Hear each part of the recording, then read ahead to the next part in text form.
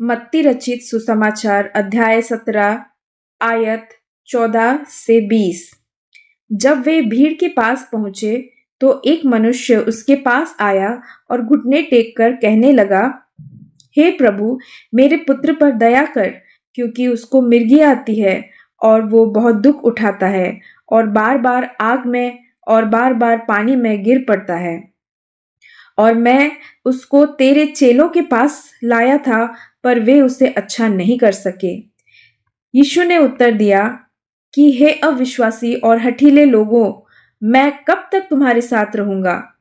कब तक तुम्हारी सहूंगा? उसे यहाँ मेरे पास ले आओ।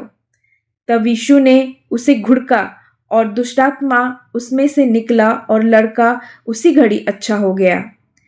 तब चेलों ने एकांत में यीशु के पास आकर कहा, हम इसे क्यों नहीं निकाल सके?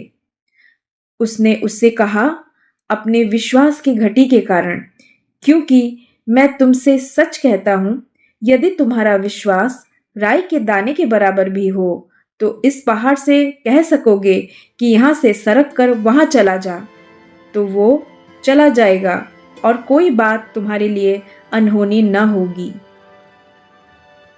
राई के दाने के बराबर वाला विश्वास पर्वत को हिला देता है। मत्ती रचित सुसमाचार 17 अध्याय के 20 में यीशु ने शिष्यों से कहा है कि मैं तुमसे सच कहता हूँ, यदि तुम्हारे पास राई के दाने के बराबर भी विश्वास है तो तुम इस पहाड़ से कहोगे कि यहाँ से वहाँ चले जाओ और यह हिल जाएगा और आपके लिए कुछ भी असंभव नहीं होगा। इन शब्दों से हम सभी को प्रोत्साहित होना चाहिए। क्या आप उनमें शक्ति महसूस कर पाते हैं? याद रखें, सभी चीज़ों को अपने हाथ में रखने वाले हमारे सर्वशक्तिमान परमेश्वर की उपस्थिति में कोई भी बाधा दुर्गम नहीं है और कोई भी चुनौती बड़ी नहीं है।